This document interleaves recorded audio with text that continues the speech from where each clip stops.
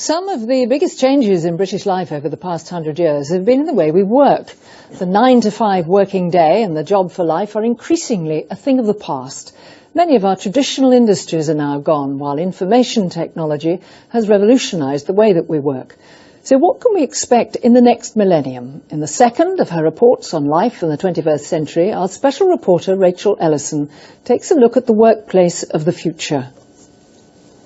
Just put your ticket in the machine. Joe Barron's expert at dealing with flustered foreigners at Waterloo Station. Aged 54, he's one of the older members of the Eurostar workforce. But Joe, who was a bus driver for 27 years, has no intention of retiring when he's 65. As I said to my wife a few days ago, I'll either walk out of here or be carried out in a box, feet first. The reason for this is, one, financial. Obviously, by working, you're earning more money, and it helps the old pension. And secondly is, I've had so many friends retiring, and they seem to have given up on life. You know, they wasted away. Joe Barron may be leading a trend. According to the Family Policy Studies Centre, an ageing population coupled with better health and fitness could mean come the new millennium, lots of people will refuse to retire. In the latter half of this century, we've seen a trend towards having a younger workforce, with huge numbers of people taking early retirement.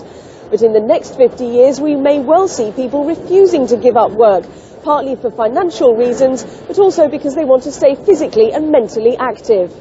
Working patterns of the future will see more people working from home doing a portfolio of different part-time jobs. And according to research by Mintel, John Hamilton's one of a growing number of fathers opting for full-time parenting instead.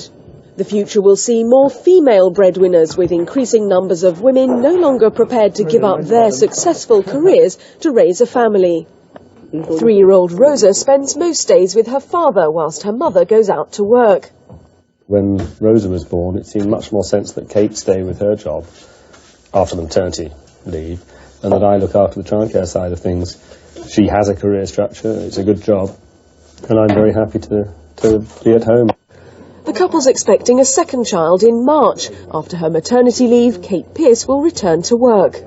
My career is important to me, and I enjoy my job very much. I think it's possible to have both, a job which is fulfilling and important, and to be a very committed and serious mother.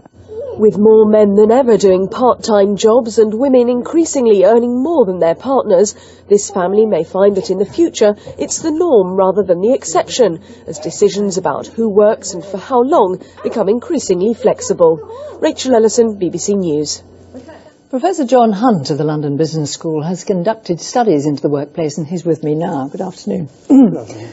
We saw there men staying at home more with their children, but what do you think the most substantial changes in the 21st century in work are going to be?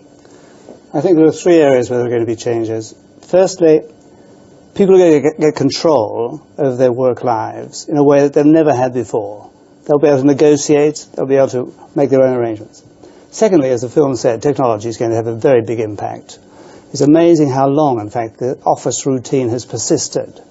But certainly with new technology, that will be able to be shifted. And thirdly, it's going to be variety, in the sense that people are not just going to do one thing for 30 or 40 years. Some people talk about portfolios, as was mentioned. I think portfolios may be overstating the case.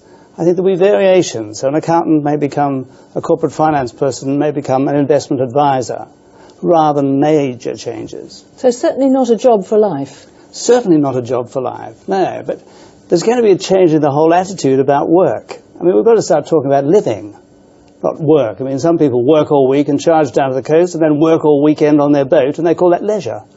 Well, you seem to say, which is an interesting point, that they're going to have more control over it. Some people might argue about that. But one thing that is true is that people are living much longer, and they don't want to be retired very early and then have 40 years of not work. Is that going to change, do you think? I think that is going to change. In fact, it's changing already. Retirement is a totally artificial concept. Someone who's spent 30, 40 years developing expertise comes to 65 and we say, out. Most unrealistic. I think people will stay longer. The pressure will come from the people who are younger to get my age group to shove off. Well, I'm sorry to say that's all I can ask you. I'm not asking you to shove off. Thank you very much, Professor Hunt.